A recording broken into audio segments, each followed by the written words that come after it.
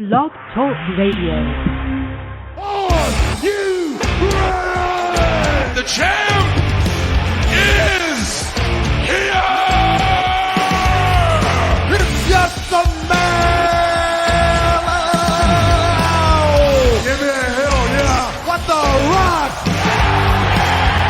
is cooking? To be the man, you have to be the man! Big Papa Pump! It's your hookup! Holla! In the air!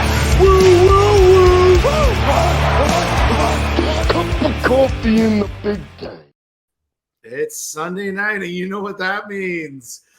Famcast Media certainly brings you the latest edition of Working the Marks, and I am New Jersey's premier journalist and the weapon of mass disruption in Garden State media, Fernando Uribe, and he is New Jersey's premier wrestling analyst and rabble-rouser and instigator, folks. The great PVR superstar Patrick Rivera joins us here tonight. What's going on, brother? Second. How you doing, guys? My name is Inigo Montoya. You killed my father. Prepare to die. I'm doing pretty good, man. Happy Pride Month to you, Fernando. Great to see you. It's just the month of June for me, you know. But... Yeah, you bought anything good at Target lately? Drink any Bud Light, you know?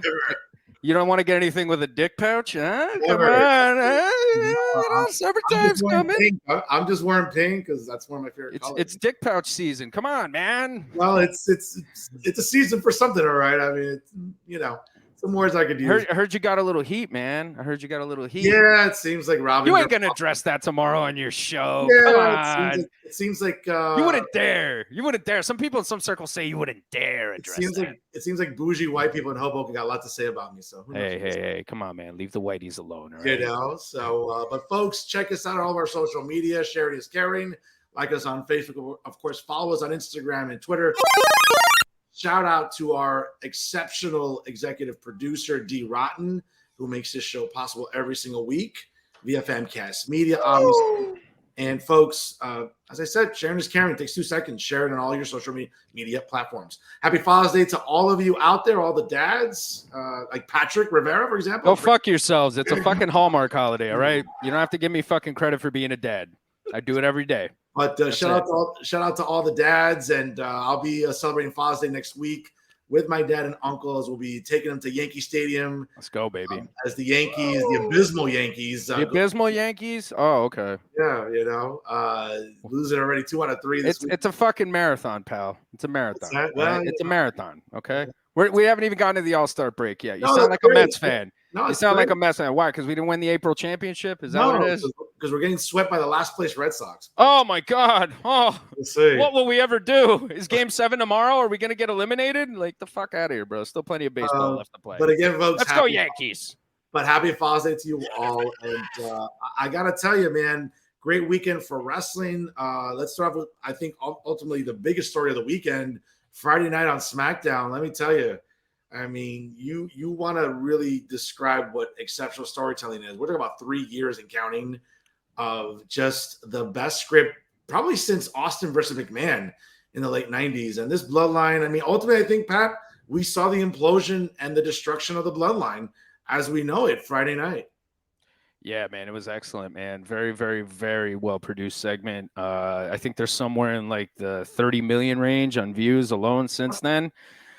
I mean, I know we say it a lot on this program, and a lot of people think like, you know, we're like full of shit maybe or whatever. You know, people are entitled to their opinions, right? But I gotta say, man, this is the best wrestling storyline in the last fucking 25 years. I just don't think anything touches it, you know? And you look at the NWO, yeah, it was great the way it started, but like there was no payoff. There was no fucking payoff with that. You know what I'm saying? Austin McMahon, you know, after Rocky became corporate champion, it kind of dragged on a little bit. Then they had the thing where Austin turned, which I enjoyed his character work as a heel, got to be honest, as the comedic heel. But like, even that kind of ran its course. This, I mean, look at how long we're going with this. And it just keeps getting better and keeps getting better and keeps getting better. The bloodline, this story, man, this angle has been the best storyline in the business in the last 25 years, and I'll take the fucking Pepsi challenge on that one.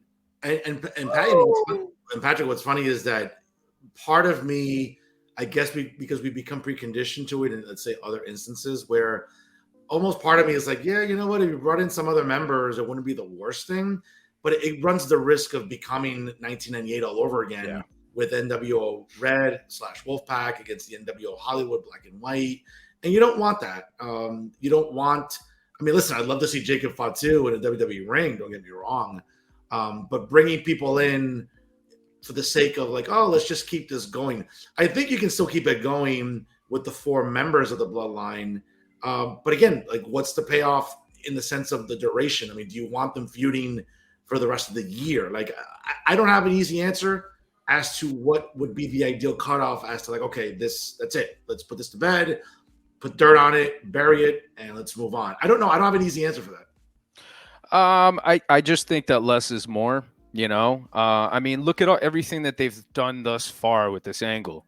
I mean, this is stuff that arguably you could have done in a couple of weeks of TV. You know, you didn't really have to run this as long as you did, but you're riding the wave. You're riding the wave of merchandising. You're riding the wave of just like everything that's happened with this that's been just excellent. You look at every metric. I mean, it checks all the boxes 10 times over. It's been excellent, and it's been a really, really, really slow burn. And it gets better and better and better and better. I mean, this segment was excellent. Just the way Jay was cutting the promo, just the way Jay was just talking to Roman, the way he just turned around and threw that kick out of nowhere. I mean, it was just excellent. The delivery, the storytelling, everything about it, Heyman's facials, Paul's facials, the brothers, the 3 of them, like, it's just so, so good. And it just keeps getting better and better. And look, there's a lot of fans out there that are still saying that Cody could have won the title and this still would have been good. And I think it's absolutely ridiculous because Roman needs the title for this. Yes. Okay. And Cody going through his own journey, I think, is fantastic. I'm really looking forward to him and Dom one-on-one. I think that's going to be a friggin' awesome match. I love the feud with Lesnar. They're kind of icing that a little bit. They'll get back to that probably, you know, by SummerSlam. But I mean, this has been great stuff. Cody didn't need the fucking belt. Roman keeping these belts, Roman having 3 belts is fantastic. It adds to the story more. Now we're going to have this big tag match at Money in the Bank. I mean, it just keeps getting better and better, man. No, absolutely. And obviously we'll see where it goes after Money in the Bank, whether or not that's like the final conclusion or, again, it almost kind of makes you wonder, like, how do you book that where, you know, it almost seems like Solo Sikoa becomes like the easy guy to pin there. You don't want the Usos to sort of lose steam. Obviously, Roman getting pinned that's out of the question creatively. It'll be interesting. I mean, I wouldn't be surprised if it's a schmaz. If this extends to SummerSlam, where you know, maybe some chicanery or something happens, and then maybe you have, I don't know, Helen. Well, that sounds a little hyperbolic, like a Hell in a Cell match to settle this. I don't know. It'll be interesting. I think that. Just to cut you off here a sec, from what's being reported, right? From what's been reported by Billy Body, and you can check him out on what's it called? Something betting. Fucking hell, I forgot his thing, his IG, and I think I got my gimmick here. Lockbetting.com. Billy Body. All right, that's the most reliable news source guy out there for wrestling.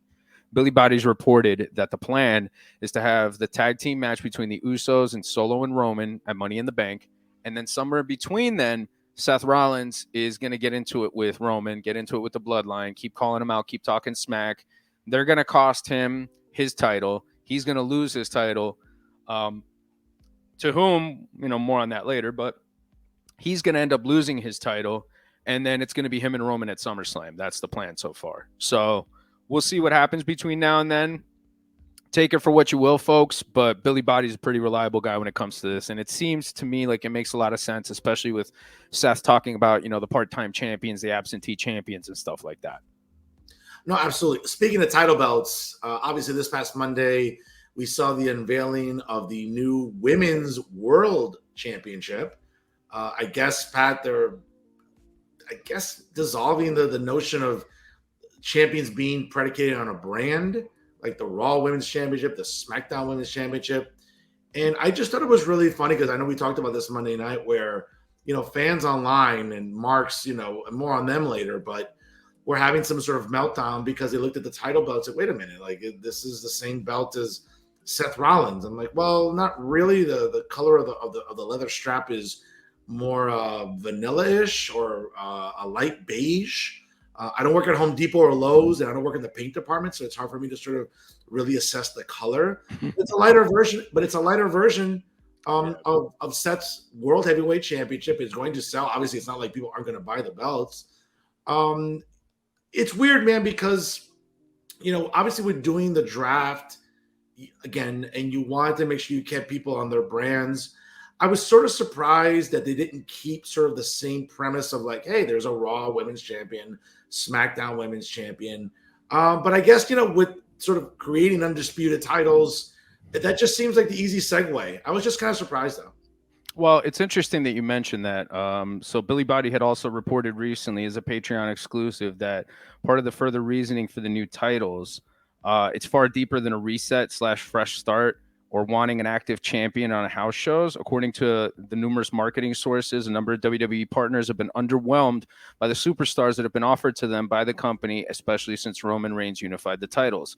The Sony Sports Network in India are one of the main companies who have been disgruntled by the availability of requested talent. With no Reigns, Lesnar, or Rousey frequently available, Sony have been particularly unhappy since Drew McIntyre dropped the WWE Championship. Sources are feeling like many of the other partners were spoiled by Drew's constant willingness to work 8 to 12-hour days, largely consisting of media. McIntyre was particularly popular with WWE's Indian media partners. Sources has likened the end of McIntyre's reign to when the company would swap out John Cena for other champions who didn't carry on Cena's workload, often resulting in Cena sharing a lot of the workload, often leading to him being restored as champion.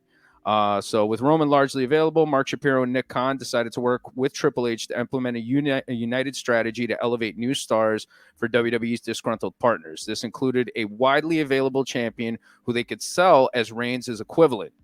This also included losing the Raw and SmackDown women's title in order to simplify their status for a mainstream audience who often didn't understand the significance of Raw and SmackDown. WWE executives felt like being the champion of one single brand lessened the importance of the titles, as opposed to boxing, who have the WBC, WBA, WBO, and IBF belts, all of which, for the most part, are seen as equal. So just a little bit of background there for you folks on the reasoning behind it and a lot of the marketing element. And folks, it's not as clear cut and dry as like, hey, this guy deserves it. He's a really solid worker. He can cut a great promo. It's not just solely about that. It's about your availability to be that guy, to go and work 8 to 12-hour days, to go and work with Make-A-Wish, to go and work with the Special Olympics, a variety of different appearances that top guys have to make. And especially with the Indian partnership as well. India is a huge country, so they need somebody that's going to be able to appeal to that mass audience, but more importantly, he's going to have a good attitude to do that work. John Cena obviously was that guy for a very long time.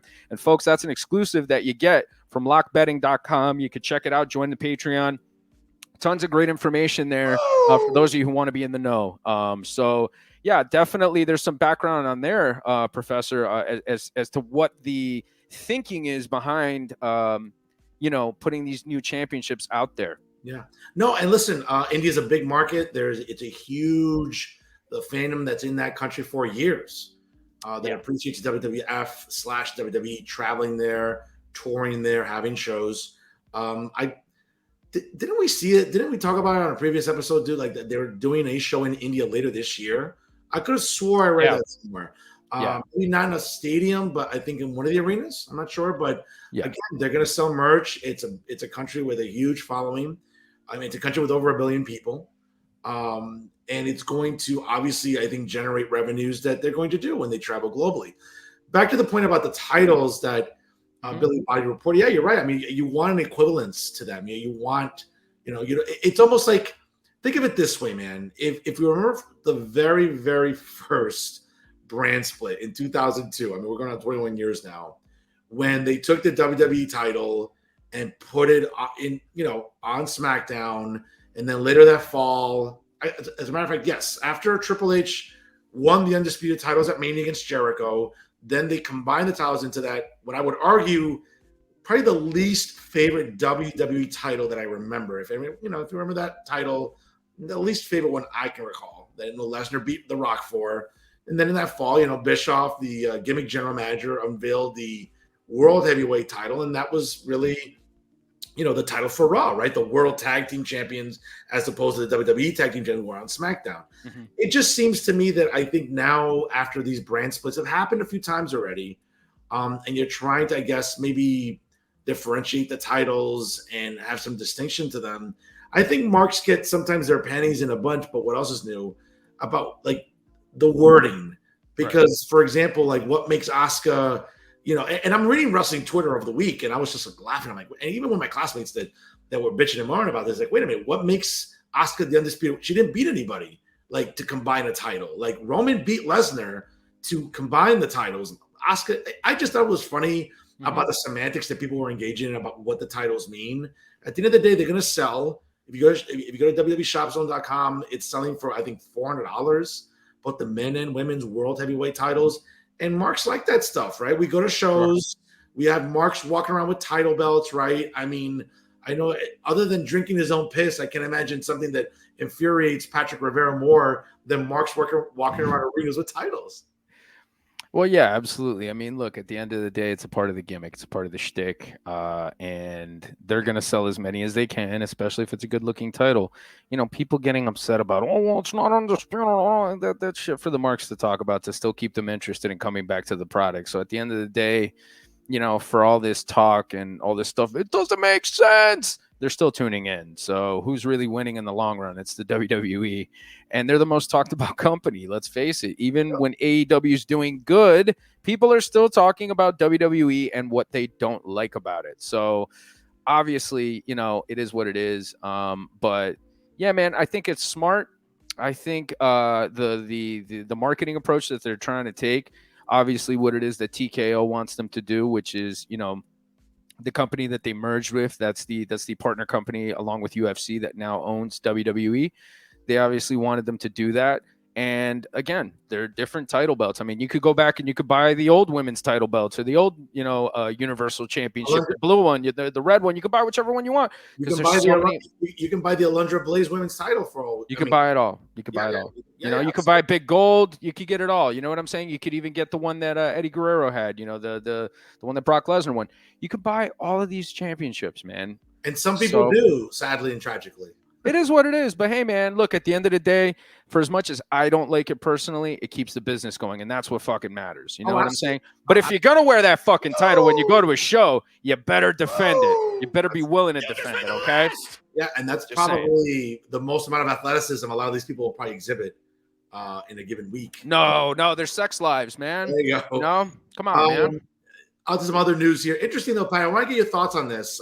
Very interesting report on eWrestlingNews.com this past week on the latest edition of Busted Open Radio, which, by the way, folks, you can listen to on SiriusXM on channel 247. I listen to it because I enjoy David LaGreca, the real talent of the LaGreca family there, along with Bully Ray and Mark Henry. That's debatable. Well, you got a bum being the play-by-play guy for the New York Rangers. That's not really talent for me. But. I mean, anything involving the New York Rangers is just bad. I agree. But interesting, Pat, and you're a worker, and I think this could maybe not ruffle feathers with you, but I think two guys who've worked in the business and maybe not revealing industry secrets, but sort of putting this out there for consumption. So Mark Henry discussed a wide range of topics this week during Busted Open Radio. And one of the topics that everyone chimed in on was LA Knight. And the WWE Hall of Famer expressed his take that WWE should, quote, pour gasoline on the momentum that LA Knight has right now. Now, according to Mark Henry, this is what the transcript says.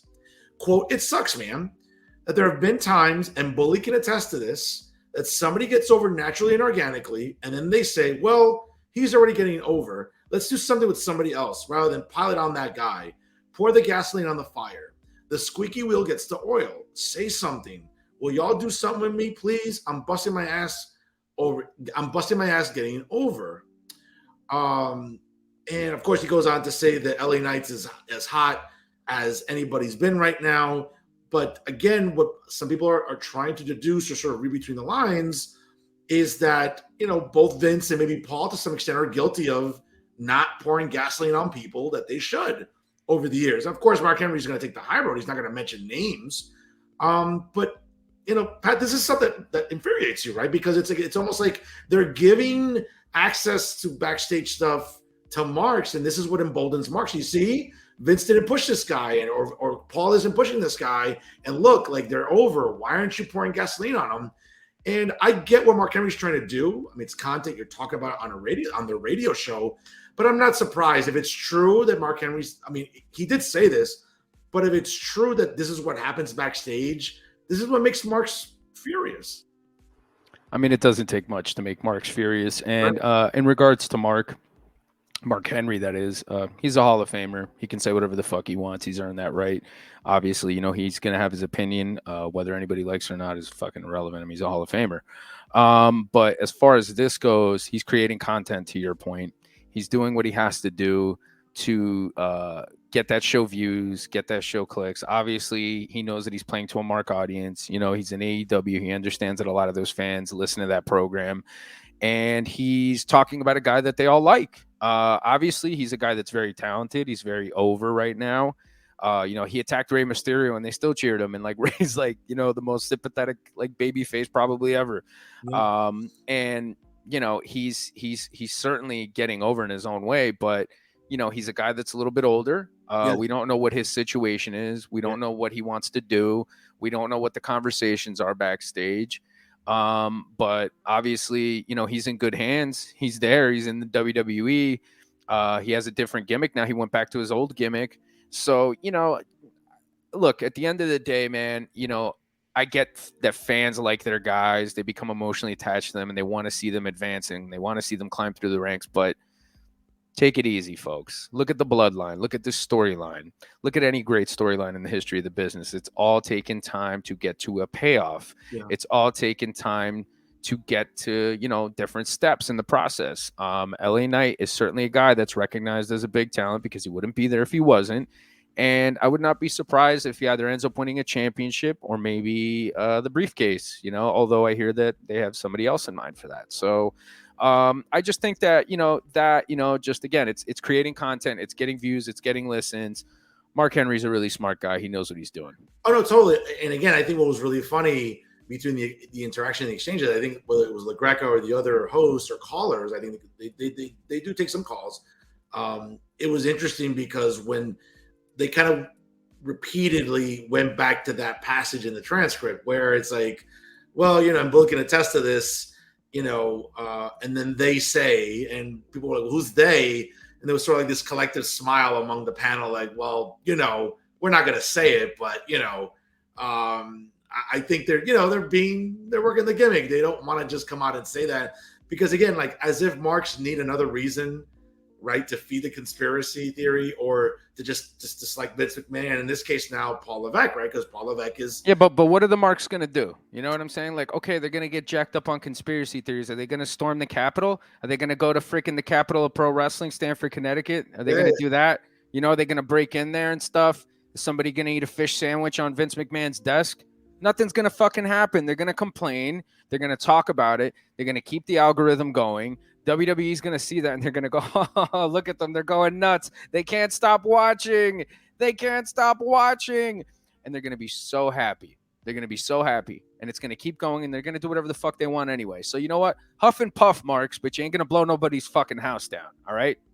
Oh, absolutely. And I think it's funny where, like, again, these sort of podcasts with guys who are workers, guys who are Hall of Famers in the business, they're being smart. They're trying to arouse attention, right, and interest, and that's what that episode did this week with Mark Henry.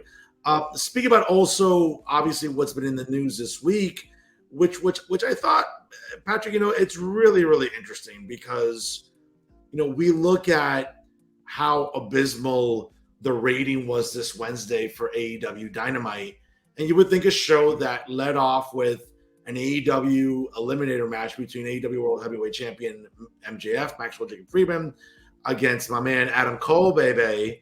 Not a bad match. Again, I'm a smart, so I looked at it as, okay, it was a nice match, good. I know you as a worker will have your opinion. Obviously, that went to a 30-minute draw. The rest of Dynamite was a little incoherent, and then it went full-blown incoherence on steroids during the main event. For a promotion that has Forbidden Door coming up at the Scotiabank Arena in Toronto a week from tonight. And obviously we'll get to more, obviously other AEW programming on television. It just seems like, it's interesting for Marks to get all up in arms about, well, the rating this, rating that. I mean, we have to kind of come into acceptance now that MJF's run as world champion since November has not been very good for the ratings of AEW television. It has not drawn new viewers. It has not, I think, created a number that you would say, hey, MJF literally is on TV every week, if not every other week, and they're still drawing poor numbers. Whether or not that's an indictment of the rest of the storytelling, the other booking, the Elite, the BBC, it's mind-boggling to me that there's this staunch defense, almost like, hey, we're going to go down with the Titanic on this, where, well, the numbers aren't great for AEW, but Marks don't seem to mind. But they'll be the first ones to say, well, Raw wasn't good this week, or Raw is only like a 1 million something. Folks, again, it's not even apples and oranges. You're like at Whole Foods or, Seatown. Like, that's the staunch difference here.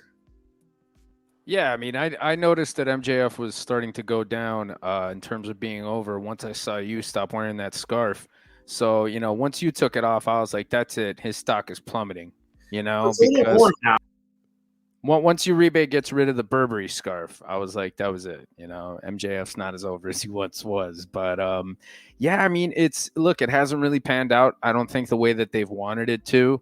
I think a lot of it has to do, again, with a lot of the issues that, they didn't implement certain structures in the foundation of the company. It's like building a house, man. You got to have a good foundation. And I just don't think that they had a good foundation there. And I think now they're trying to catch up and they're trying to put themselves in a bigger position, but it's just still too late. And I just think that there's so many people that just do not give a rat's ass about some of their quote unquote bigger stars. And again, this isn't something that we're making up here, folks. This isn't his other show. Okay. Right. Uribe, we actually talk facts on here. Okay. And that traffic's pretty good. I mean, all things considering, being a nobody, but that's what's that? For being a nobody, according to some journalists in New Jersey, my traffic's pretty good. So I must be doing something right. You're not going to say that thing tomorrow. I know you're not going to say that thing tomorrow. You're not going to do. You know what? You wouldn't dare. You wouldn't dare. Okay. Look, after, the whole we'll see. You wouldn't dare. But anyways, regardless of that, this is stuff that you could look up, folks. Okay. You could look these numbers up.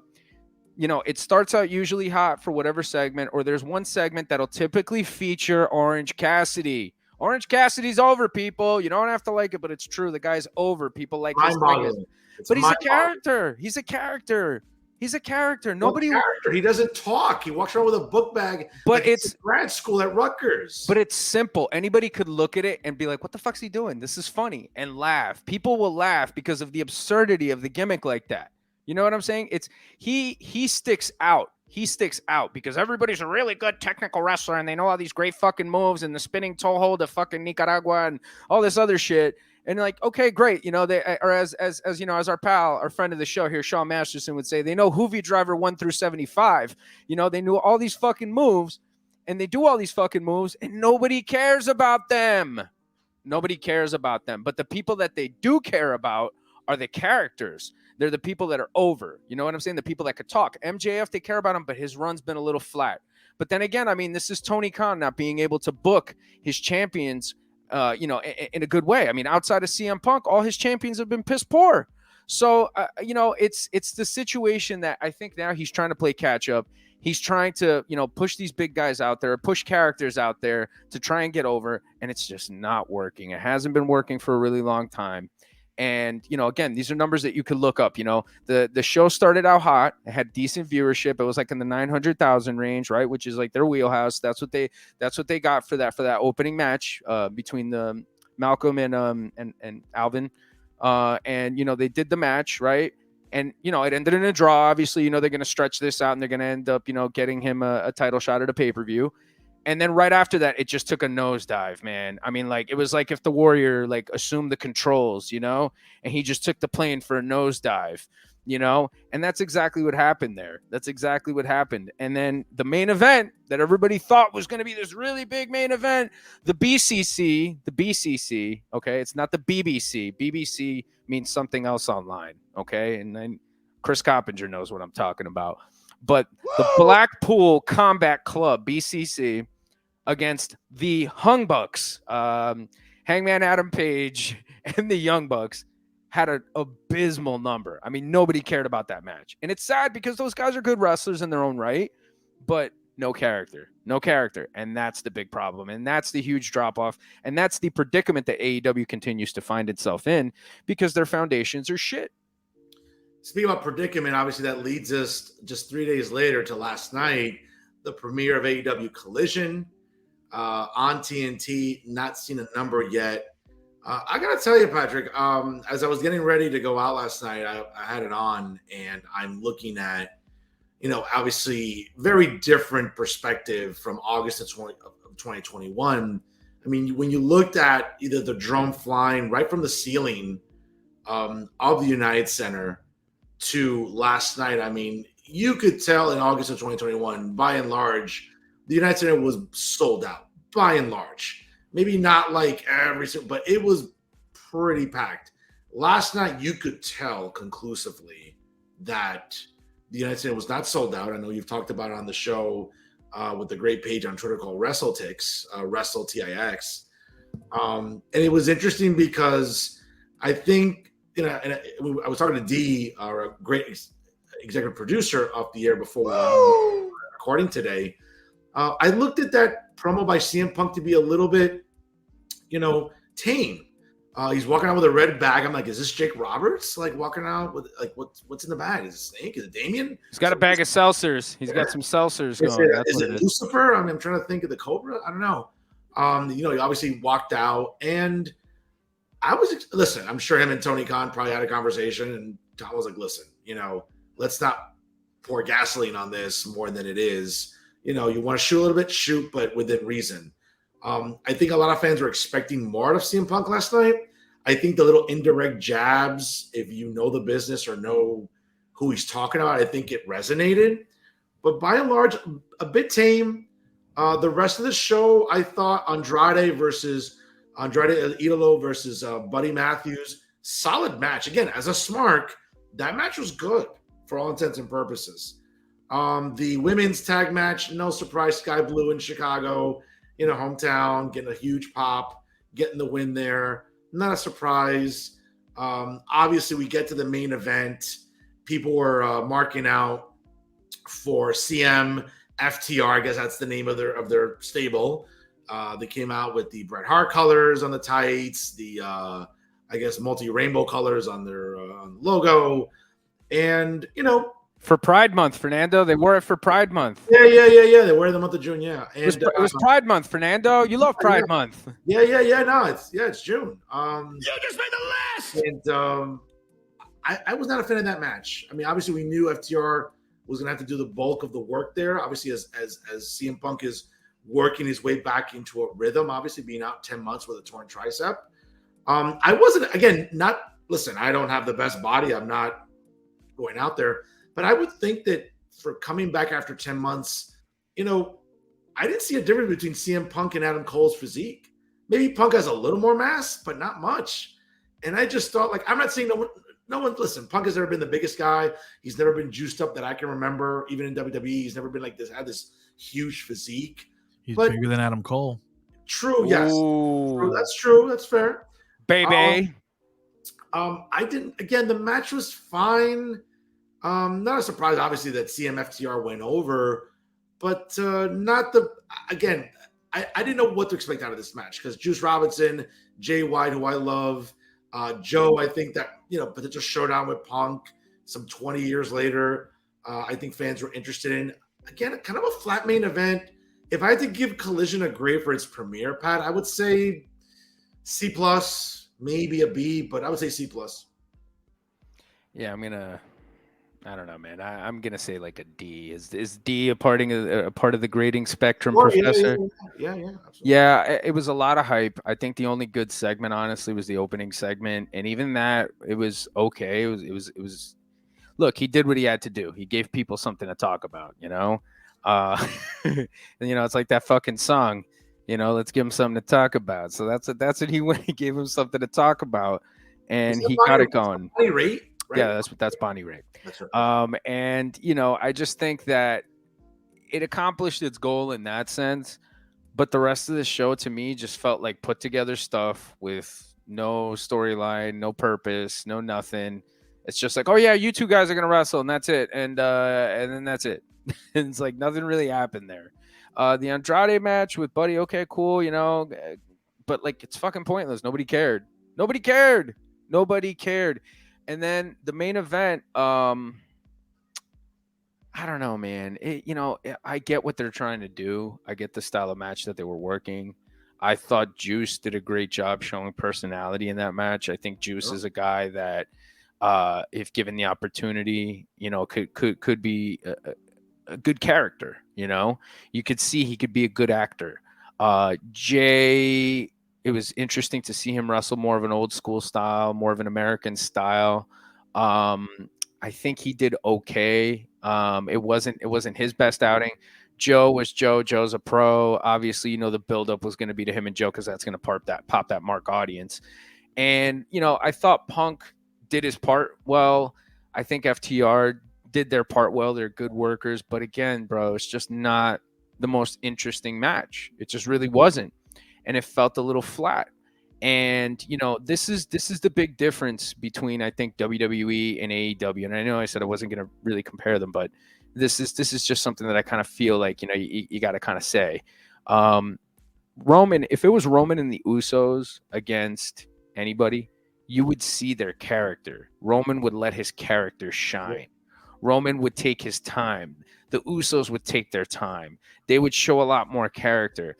I felt like realistically there was only like maybe one or two guys in that match showing character. And it just felt like a good wrestling match. And that's cool. But like, I don't know, man. It's just not enough, man. It's not enough to me to keep people interested. People want to see CM Punk talk. He's a good wrestler, but people want to see him talk. And I think he did what he had to do well enough to kind of build his confidence and keep it going. But overall, I just felt like the main event did fall a little bit flat. And I think that they took too much time trying to wrestle and to get these nice sequences of wrestling in instead of just getting the people emotionally invested. Like, yeah, they were emotionally invested because they were chanting and they were into the face team. But like, you know, give them a reason to like fucking hate these guys. Like have them be scoundrels, you know, have them do some underhanded shit in the middle of the match, get an unfair advantage, you know, all that stuff. I don't know. This is again too where the production quality of WWE really comes into play because it's agented so well. So yeah, I'm with you, man. I kind of felt like, you know, it was a D, bro. After the Punk promo, I think the show went downhill in the main event. Mm-hmm. It really wasn't all that great to me, to be quite honest. I'll also say too, I think one of the better, I guess, a sense of relief I got was that finally an AEW show where there's no Excalibur on commentary. I thought that was probably the highlight of my night. I didn't even notice, to be quite honest. I think Kevin Kelly's a great commentator. I like him in New Japan. I know you're more of a New Japan aficionado, obviously. So you watch him more. But I think Nigel McGuinness being that heel color guy that, you know, to the maybe more pro face play-by-play guy, which is what Kevin Kelly is apparently attempting to convey. I thought that was a good tandem.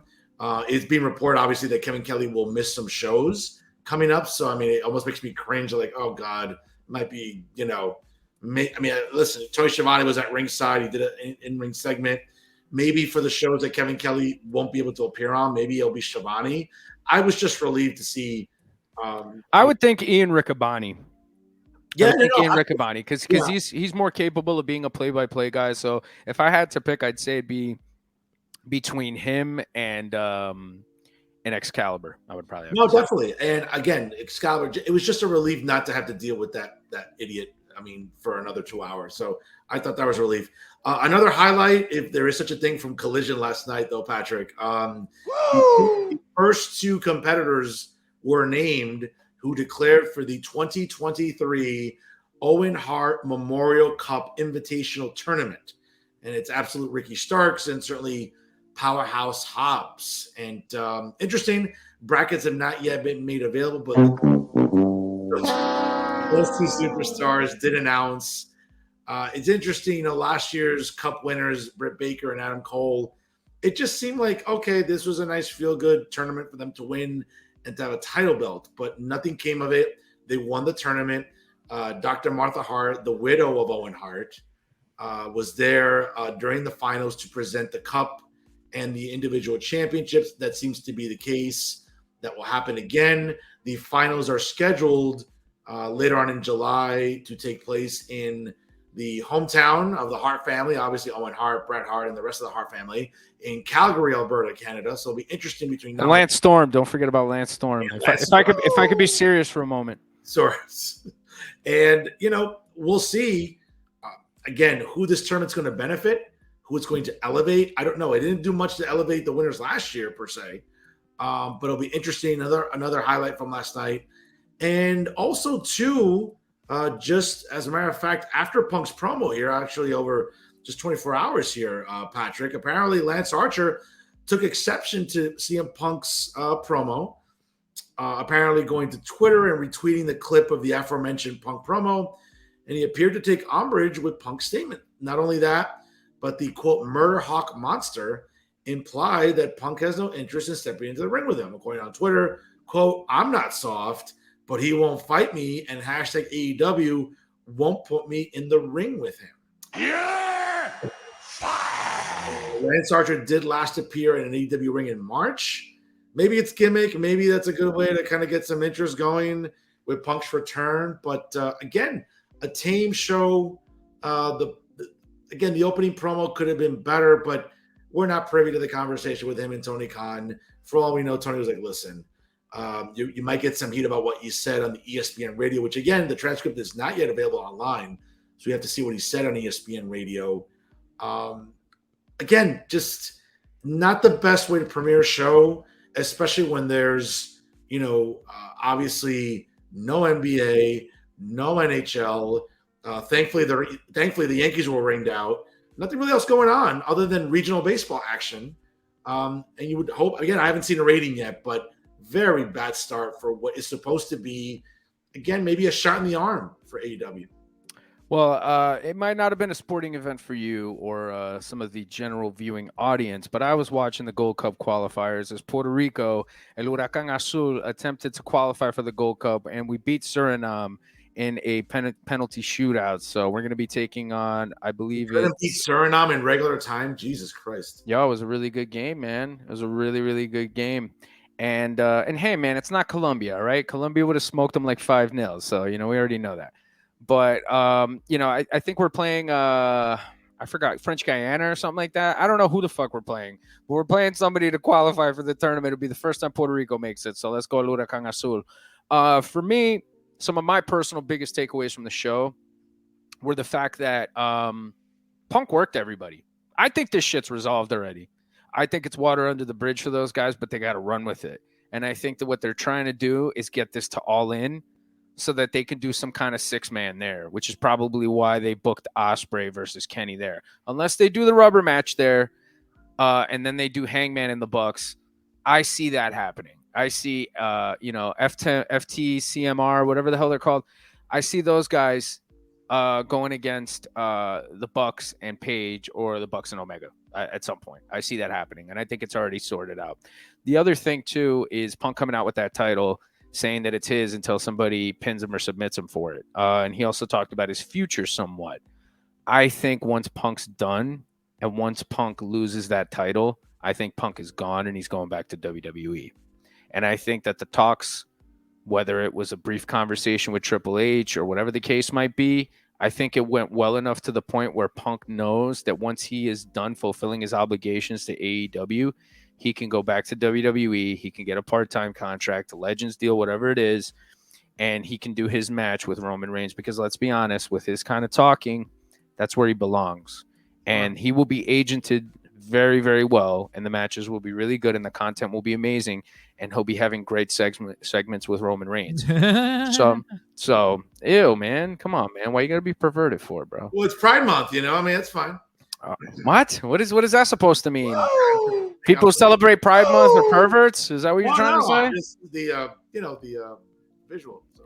All right. Well, anyways, the point is that Punk belongs in WWE, and I think ultimately, based on what he said and what he said about fulfilling his obligations as champion, I think it's pretty safe to say that he's going to end up there at some point. But because I mean, if he wasn't, he would have said something disparaging about WWE. Sure. And that shit's super over with that fucking crowd anyway. So, Pat, let me just pick I'm sorry, I'll cut you off. I'll let you finish though. But let me just pick your brain on this real quick, because it's my understanding after doing some research on this that he did sign a 3-year deal in I believe in that summer of 2021, which subsequently would take him until next summer.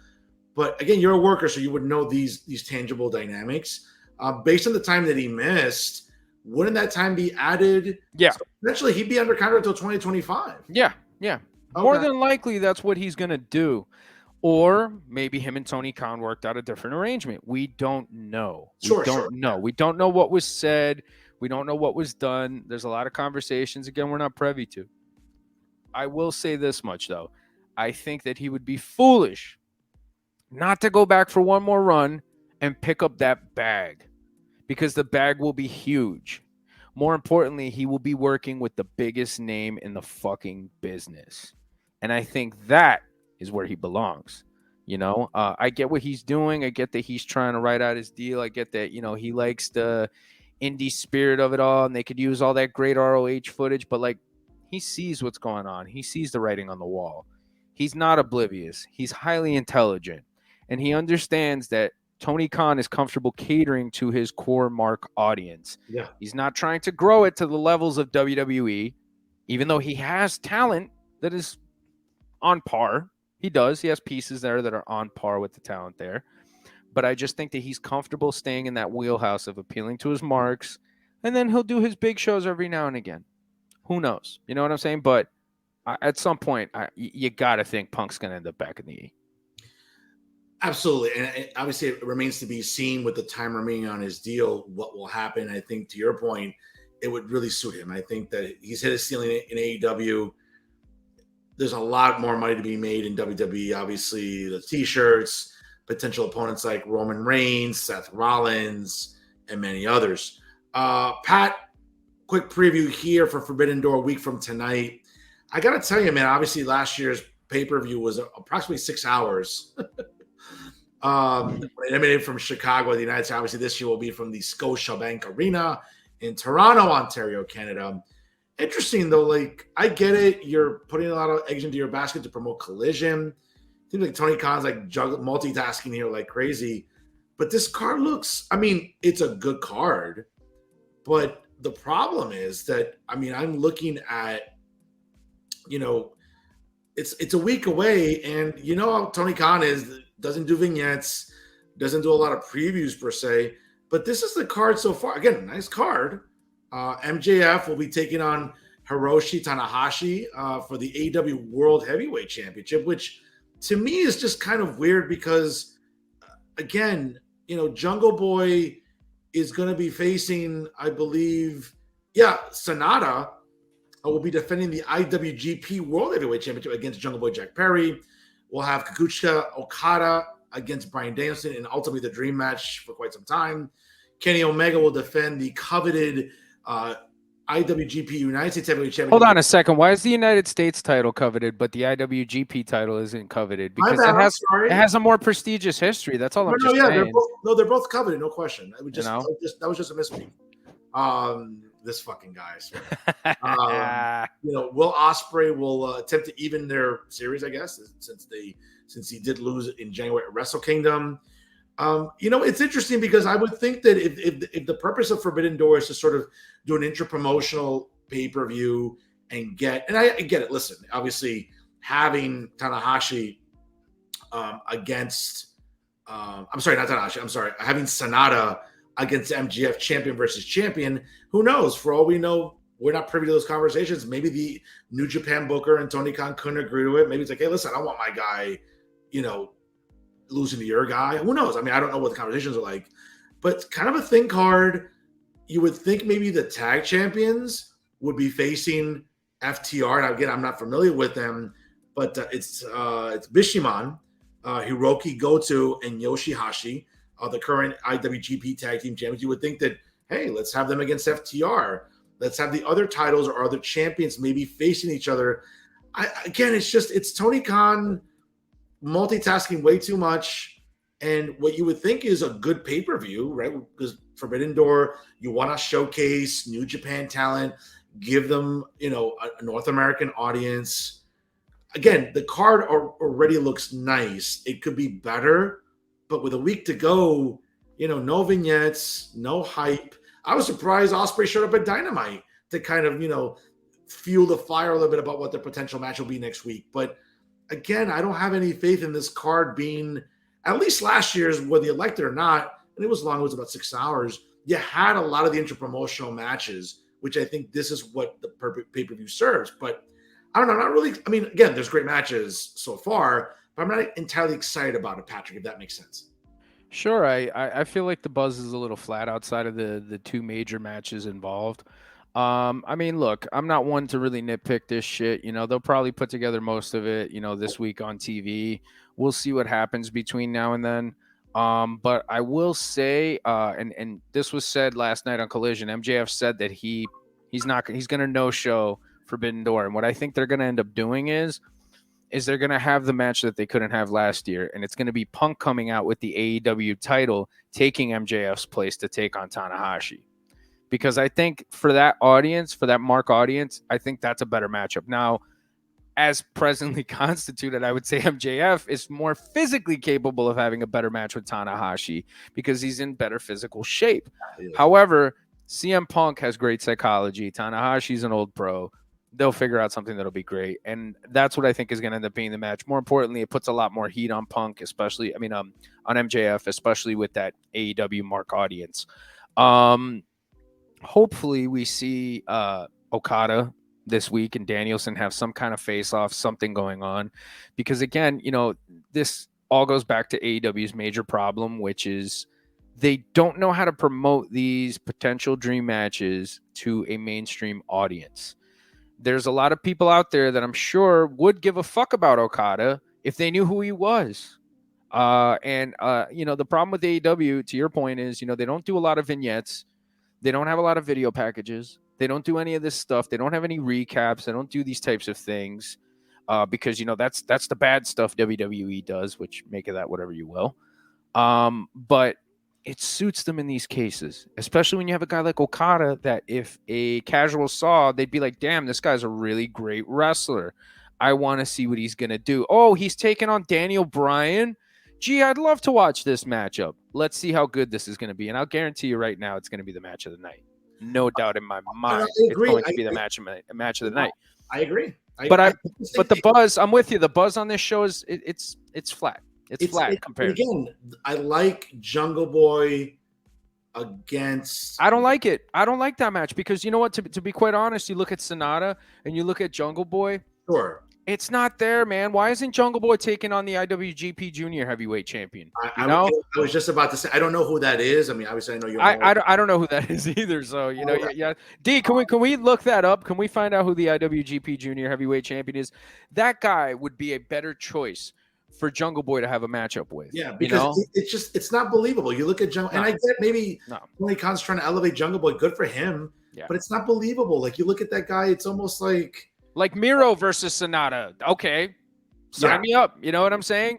Yeah. Anybody from House of Black against Sonata. Okay, let's do it. You know what I'm saying? Absolutely. But again, Jungle Boy, and again, get the IWGP Junior Heavyweight Champion involved in the show. Get the tag champions. I mean, it just seems like, and it goes back to the premise of like Tony Khan's just doing too much. He's booking Ring of Honor. He's booking AEW. He's trying to book Collision. Actually, he stopped booking Ring of Honor. My bad. He actually gave that up. Now it's Jerry Lynn, I believe, and Prince Nana. So those are the people that are booking it. It just seems like it's almost a bottleneck of things that Khan is trying to get accomplished in this short window now during the summer. Again, the premiere Collision last night. Obviously, Collision will be a permanent show on Saturdays, notwithstanding certain dates. Like, for example, in, I think, 2 weeks, when Money in the Bank emanates from London, England, on that Saturday, there will be no no money, obviously no AEW Collision. Certainly later on in August, when SummerSlam takes place from Ford Field in Detroit, that will also not be another show for Collision. They did announce a few more dates coming up in late July into August. Well, they'll be in the Carolinas. They're going to be in Greensboro. They're going to be in Charlotte and Greenville. Horseman country. They're going to be in Horseman country. Woo! Horseman country. Woo! I mean, it's weird because you would think that with the relationship you have with New Japan, you would be vignetting this on steroids, and rightfully so. And say what you want, because a lot of marks don't like the fact that, oh, well, WWE just does way too many vignettes. You need that illustration. Sure. Because the only way you're going to get casuals to be somewhat interested is to provide vignettes. I mean, listen, let's be fair. There's a lot of fucking lazy people out there. Even using Google is too laborious for them. So sometimes you almost have to kind of make this as simplistic as possible and present the visual and present the vignettes. I mean, folks, Okada is one of the most talented pro wrestlers on the planet. The idea that there isn't a weekly vignette on Okada and Danielson, like a tale of the tape, a history of Okada, a history of Danielson to some extent. Like, look at me. I'm a smart. I have no tangible experience in the pro wrestling business on booking or production. And look what I just did in 15 seconds. Acknowledge me. It's infuriating to me. I agree with what you're saying, but I just think that this kind of leans more into the narrative that Tony is tailoring this product to smart marks. I mean, look, yeah, you could use Google, but some people don't want to fucking use Google. Some people probably use Google all day at work and they want to just tune on wrestling, tune into wrestling and watch, mindless nonsense. I get it. I understand. We all have the stuff that we like to watch in our free time. Sure. I don't want to have to go and do fucking research to have to watch a program. Okay. I'm not putting together a fucking paper on it. Okay. I just want to tune in and I want to watch. So have those vignettes ready for me. Yep. You missed Monday Night Raw this week. You watch SmackDown. You're going to see a recap of the shit that happens on fucking Raw. You know what I mean? So you don't have to watch it. Important because that's absolutely important. That keeps the audience engaged. And again, in the short attention span society we live in, like that's pragmatic. Like that's beneficial for an audience. And I just think that for a show like this in the middle of the year, and again, there isn't another pay-per-view until late August. That's Sunday for All In. And then the following Sunday, Labor Day weekend in Chicago for All Out, which again, it boggles my mind who thinks it's a good idea to do that, but whatever. What, All In and All Out? Yeah, like unless you're doing like a package of, hey, buy both pay-per-views for like $40. But if he's charging $49.95 for each, like, I'm sorry, man. Like, well, what if you're just feeling all in, but you're not really feeling all out? Or what if you're just feeling all out, but you're not really feeling all in? You know what I mean? I think it's just subject to the individual. That's all. It's a bit of the old in out, So, but like, again, don't even get me started on like that. That just seems like not very fan friendly for someone like Tony Khan, who's trying to be good to the fans. That's not being good to the fans. I'm sorry. I think it's going to end up being on Max. That's what I think. I think they're either going to put one of them or both of them on there, which makes perfect sense. I mean, look, if you're trying to promote this stadium show as a big show, and supposedly they're saying that it's like now 65,000, although from what's been reported by Billy Body, and again, most reliable guy out there, folks, he has family who has a pub within the vicinity of Wembley Stadium. They're saying that this is an event that they predict to draw about 40 to 45,000 people, which, hey, tip of the cap to fucking AEW, right? You didn't think that was something that they could pull off, and that's something that they're probably going to do. But to lie about these numbers, to make it look bigger than what it fucking is, come on. I just think it would benefit them to be on Max, where people wouldn't have to pay an arm and a leg just to watch it. Oh, yeah, no, I agree. And it's interesting because, I mean, we'll see what the show, we'll see what the show's producing. But again, it just seems like a bottleneck between now and August to squeeze all this stuff in, all this content, plus Dynamite trying to make sense of what's going on with booking. But speaking of making sense of booking, folks, our main event topic this week, obviously, yours truly, the academic, Dr. Fernando Uribe, and Patrick Rivera, the premier wrestling analyst. I think we're going to perform a public service this week, and we are going to be clinicians to the best of our ability without any clinical qualifications. And I think it's time for some Mark intervention, folks. And I think that, listen, we're going to be gracious out of our hearts to talk to you, the Mark audience that enjoys pro wrestling in general, whether it's AEW, whether it's WWE, whether it's Impact Wrestling, 20 years strong and counting, whether it's MLW, New Japan Pro Wrestling, whether it is Ring of Honor, a plethora of other promotions that pro wrestling fans like.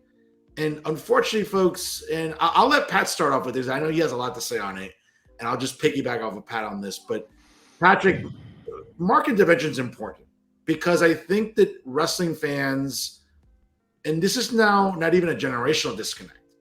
This is now a problem that has been, I think, perpetual for almost half a century. About you like what you like, or you don't like who's getting pushed, or you don't, and it gets overly emotional for you. And I think that now that is what's leaking into social media, which is I would say, the abyss of toxicity, pro wrestling social media, the internet as well, a lot of these fan meet and greet conventions as well. I just think, dude, that as far as I'm concerned, I really want to pick your brain on this, that Mark's need intervention here. You need to sort of sit down and look in the mirror and be like, I like wrestling, but am I letting my fandom or the excessive fandom overrule basic common sense or even understanding business? Like, you don't need an MBA from Rutgers Business School, which is one of the top 10 ranked in the country, or even a degree in economics to understand like what good business is. And I just think Mark's struggle with looking in the mirror, Patrick. I'll give you the floor. Well, thank you for the intro there, sir. But I will say this much. I think that Marks really need to understand that it is the wrestling business. Okay. It's not a legitimate, prestigious shoot fighting company where, you know, the guy that puts in the most work earns the championship and all that. No, that's not what it is. There's a lot of people that work very hard in all wrestling companies. There's a lot of people that are fantastic workers, next level workers. And not all of those people get to shine and be main eventers or top draws because they don't have the character ability to be that. You have to understand first and foremost that it's a business, and they're going to make decisions in the best interest of this business to serve the boys and the girls that are part of the company. Let's start with the 80s, right? Hulk Hogan was the champion. Now, I know you and I, we've talked about this to death, okay? About how some people would say that DiBiase deserved to be champion. Rick Rude could have been champion. Jake could have been champion. Mr. Perfect could have been champion. All these guys could have been champion. Paul Orndorff. I mean, the list goes on and on, right? Bundy. Yeah. Piper. You know, yeah. So many guys, right? The list goes on and on. And the number of wrestlers in the 80s that could have gotten the title, that could have been the guy, right? But who was the guy? Hulk Hogan. Okay. Hulk Hogan was the guy because Hulk Hogan was always training. Hulk Hogan looked the part. Hulk Hogan connected with the audience. Okay. And you don't have to like the guy. You can hate the guy. Okay. But we're speaking objectively. I don't hate the guy. I dislike some things that he said. Sure. Okay. I dislike some of the things that he's done, but whatever. But it doesn't take away from the fact that this guy is the fucking Babe Ruth of fucking wrestling. Okay. He's the fucking man. And he's the reason why we still even have a fucking business to talk about. He's one of the big parts of that. Him and Vince McMahon. Now imagine you're Vince McMahon back in the 80s and you're listening to what some fucking booger-eating Mark's saying at the Garden. Oh, you should really put the title on Jake. Okay, you put the title on Jake. Now, we all have seen the documentaries, okay? And it's unfortunate what happened to Jake Roberts. It's unfortunate that addiction has ruined so many lives, okay? Trust me when I tell you this. It's awful. Addiction is awful. Okay, you don't need to be a fucking rocket scientist to know this. But imagine they would have put the title on Jake in the midst of all his addiction. He wouldn't have been reliable. He wouldn't have been dependable. Okay, he probably would have missed a ton of bookings. And then you would have been put in a situation where you have your top star no showing events. He would have been erratic. That would have hurt the business a lot. Okay, and we wouldn't have had a wrestling business much longer after that. There's a reason why so many guys have been passed up okay? And you can apply it to now as well. But there's a reason why certain guys are passed up and why one particular guy gets to keep that championship because of what they are willing to do. God, I'm sorry. Okay? That comment was gold. What was it? I didn't see. They would have sold the belt for a bag. Wow, Jesus. That's great. That's yeah. Oh my God. Oh Jesus. That's in that sad but true department there. But I mean, it would have been awful. You know what I'm saying? And I just think that so many marks get very, very passionate about the people that they want to be champions. I mean, we were just talking about LA Knight, right? Everybody feels like, oh, LA Knight's being wasted and this. And I mean, you know, he's not the fucking Thanksgiving turkey that's in the fridge that's left over. Okay. He's not going to go rotten. Okay. He's working for the biggest wrestling company in the fucking world. He's featured prominently on TV and he's over. Okay. He's talented and everybody knows that. There's tons of people that can sign off on this shit. Okay. Sure. He wouldn't be where he is if he wasn't. You can trust and believe that they're going to use him the way they see fit. Cody Rhodes, another guy. Oh, they should have put the title on Cody. They missed the opportunity. They ruined it. This would have been the best payoff. Oh, my God. Why does Roman have the title? ¿Por qué? Right? All this stuff. But at the end of the day, Roman Reigns is keeping the views, keeping the interest. Houses are going up. You look at the numbers and take a look at it on WrestleTix if you don't believe me here, folks. The numbers from last year for the house shows, they're up.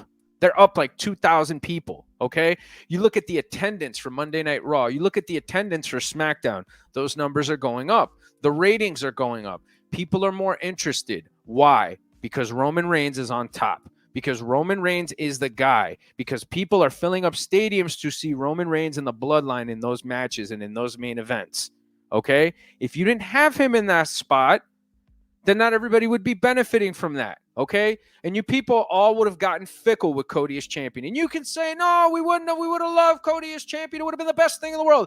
Bullshit. I'm calling bullshit on that, okay? Because how many times have guys won the title that you wanted to win the fucking title and the thing went south? The thing went south. And then you all lost interest and you all became fickle with them, okay?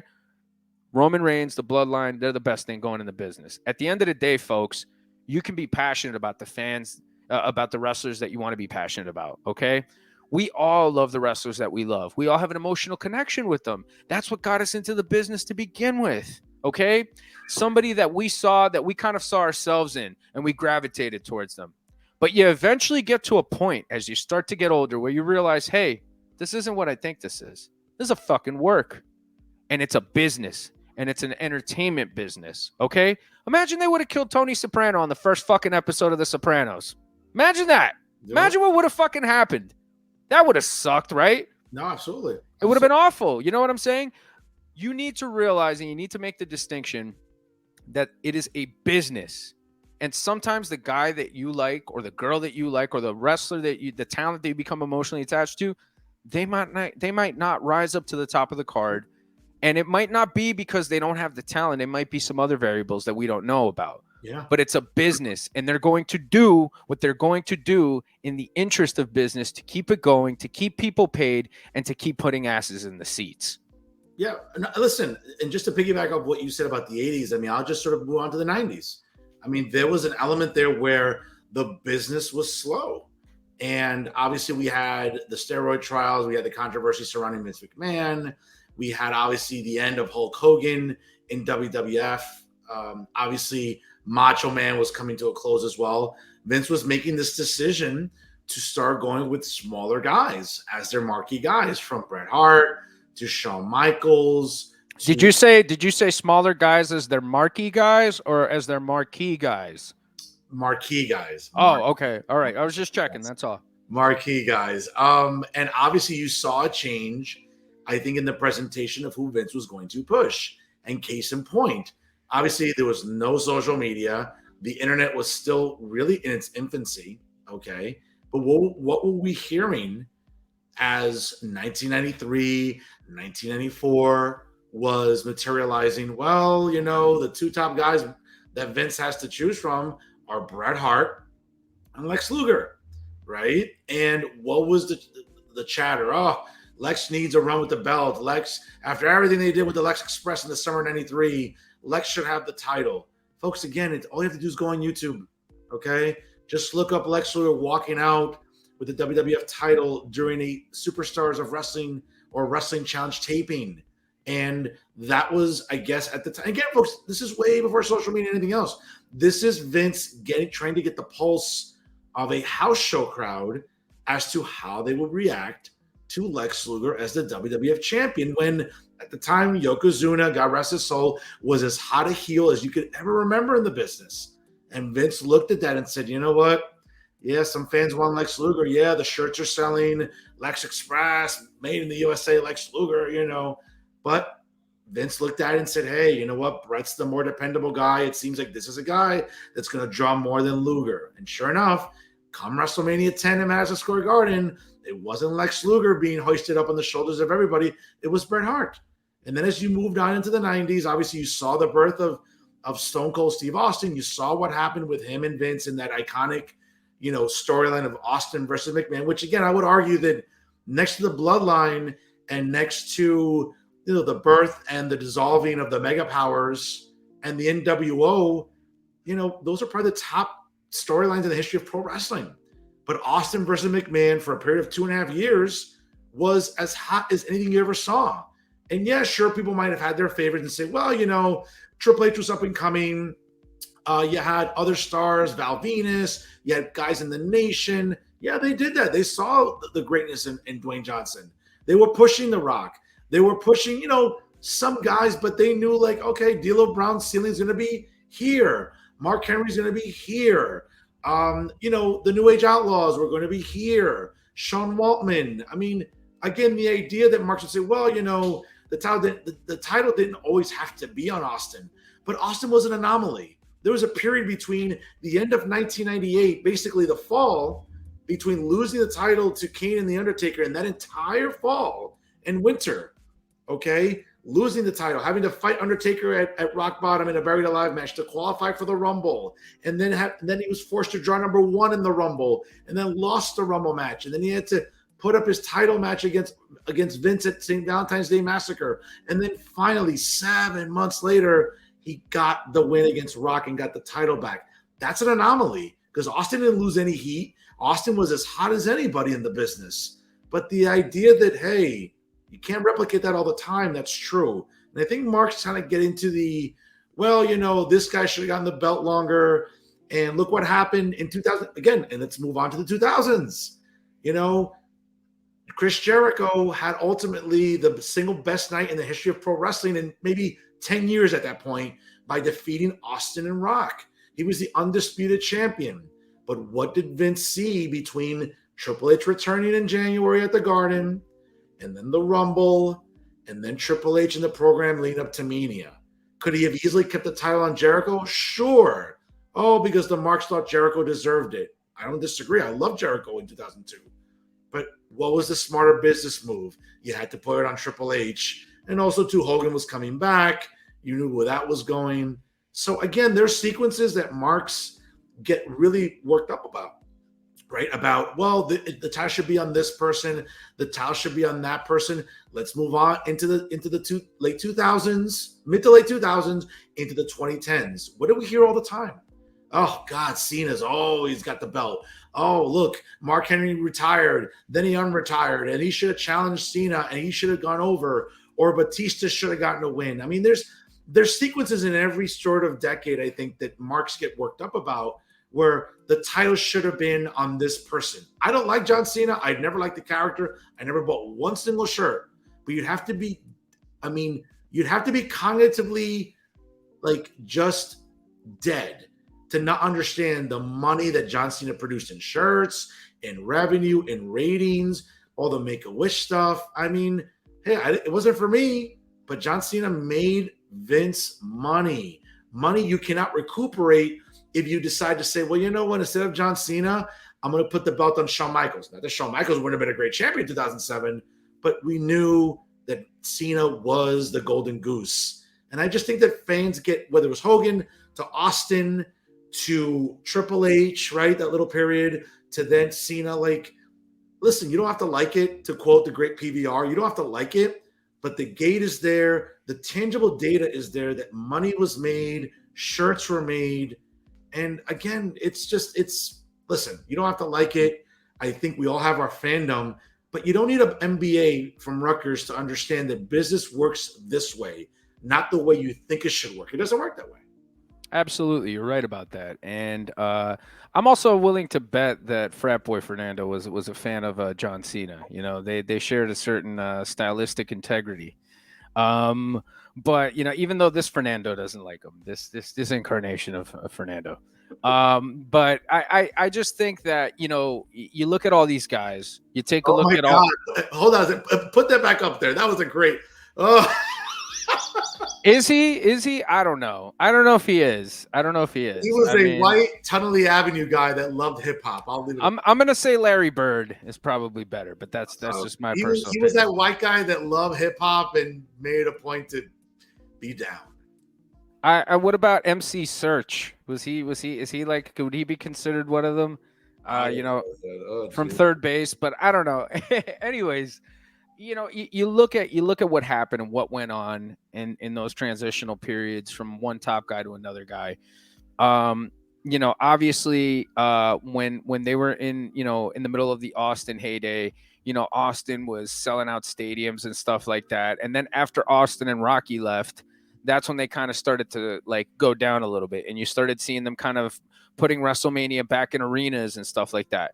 Cena was really the first big top guy to get them back into that stadium status again. Yeah. And, you know, you know, you don't need data to really even understand that. You just look at it. Look at those WrestleManias in between, you know, 2003, I'd say, until about maybe 2007, right? 2006, 2007. 2004, it was at the Garden. 2005 was at Staples Center in LA. And 2006 was, I believe, the not United Center, the other the Rosemont Horizon. It was the Rosemont Horizon. Oh yeah. So other than that, it's been stadiums ever since. But their next big stadium show was Ford Field, if I recall correctly. And I believe it was Shawn and Cena, right? From 07 to the present, it's been stadiums. Right.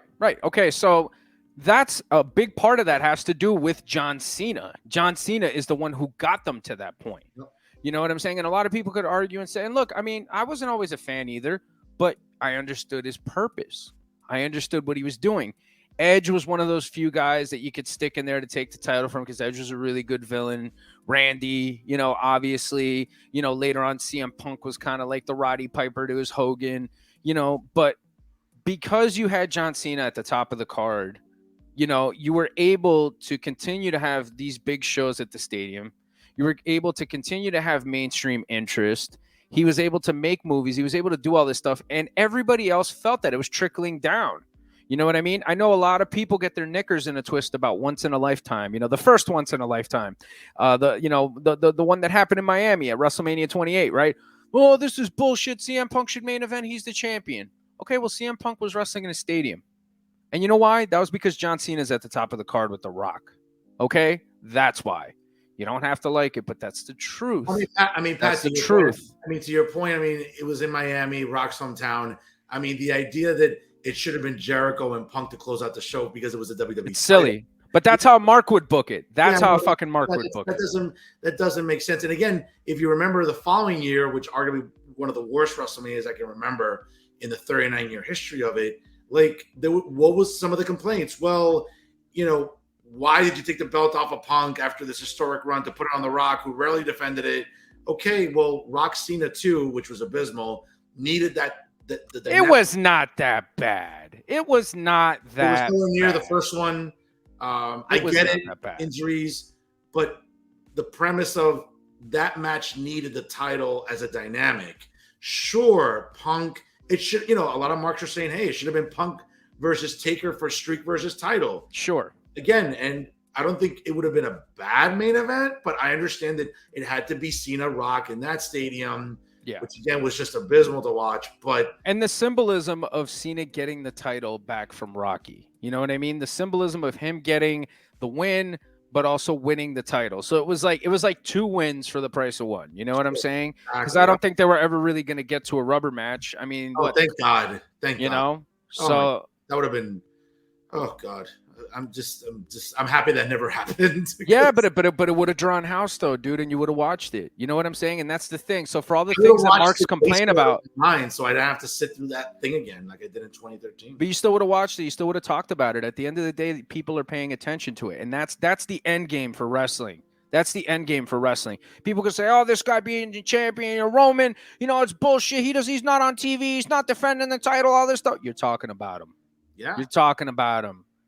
You're talking about him. That's what they want you to do, man. That's like rule number 1 in wrestling, man. If nobody's paying attention to you, bro, that's bad. no. If people are talking bad about you, they're talking good about you. They're talking about you, and that's what fucking matters at the end of the day. I agree, and I think it's important that Marks just have this intervention, and I hope that we were instructional today and we were beneficial to you, because I think a lot of Marks struggle with looking in the mirror. I mean, for obvious reasons, because a lot of them are hideous to look at. They're not Sure. handsome. They're not handsome like you know. But Sure.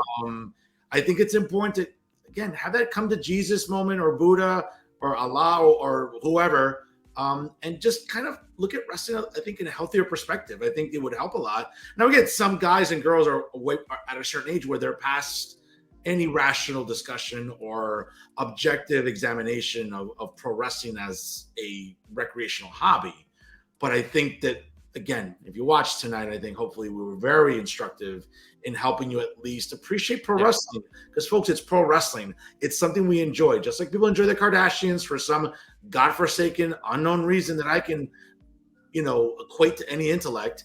People like pro wrestling. You like what you like, but understand what it is. Just like the Kardashians are a business. They're a brand. You don't have to like it, but they're a brand. It's a business. Why can't you equate that same level of, cognitive breakdown when it comes to pro wrestling? That's all. That's all I'm saying. I agree with you, Prof. And I think that at the end of the day, you got to understand that it's a business, man. Okay? You got to understand that it's a business, and they're going to do what is best for that business, what is going to get everybody paid. Not just Roman, man. Not just Roman. People are there to see Roman. No doubt they're there to see the bloodline. Okay?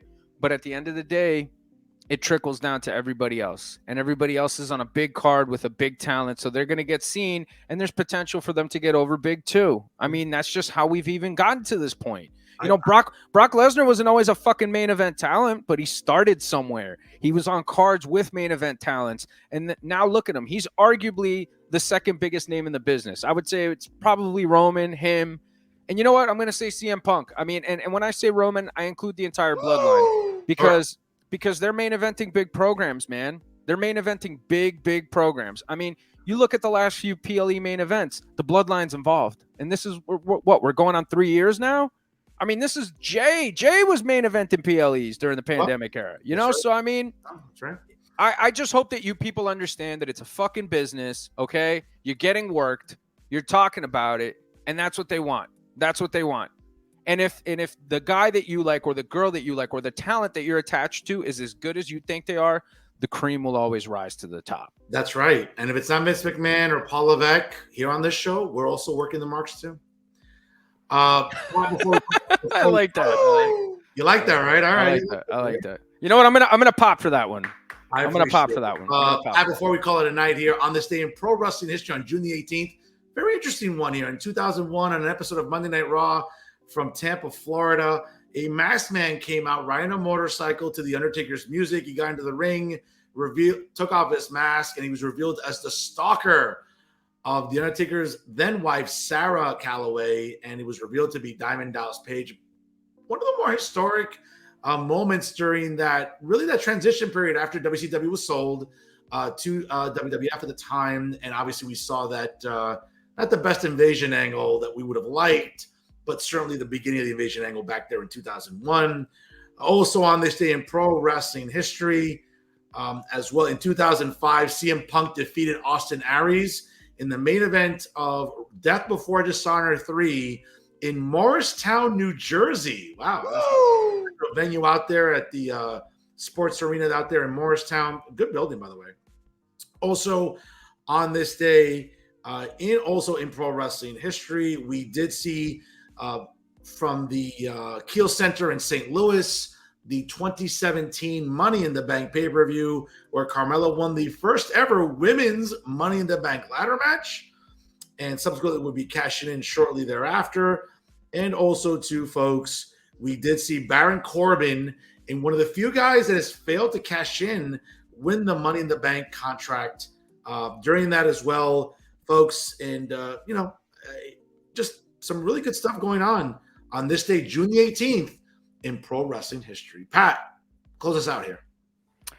Well, just thanks for having me. And yeah, folks, we really hope that you're enjoying what we're doing here. We're going to be bringing back the question segment on our Instagram stories coming up this next week.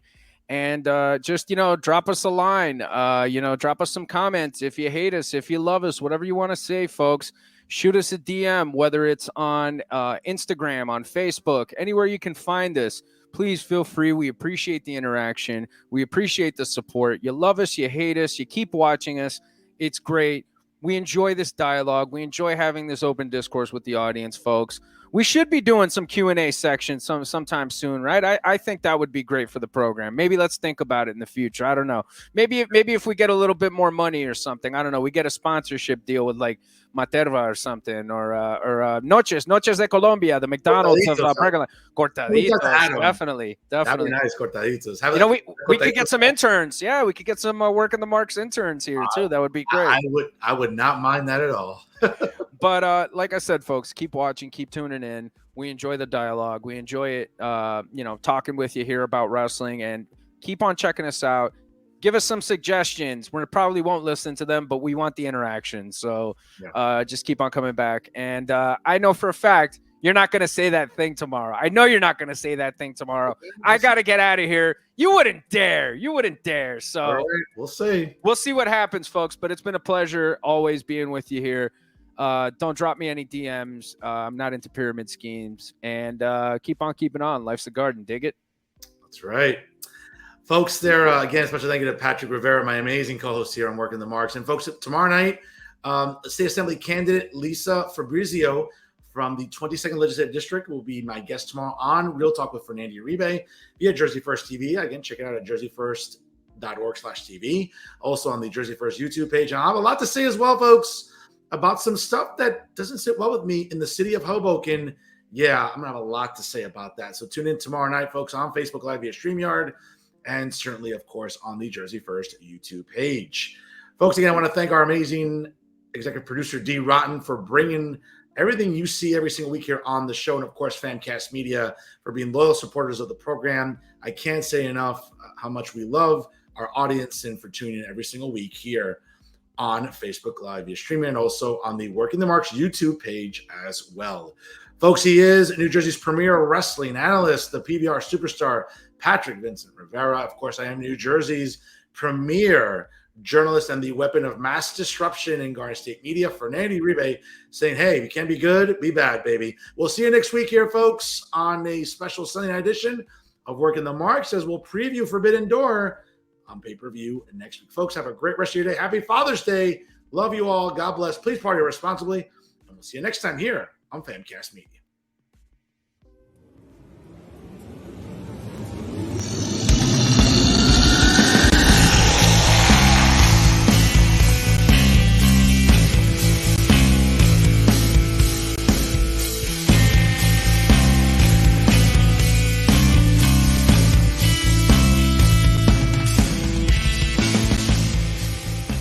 Famcast Media.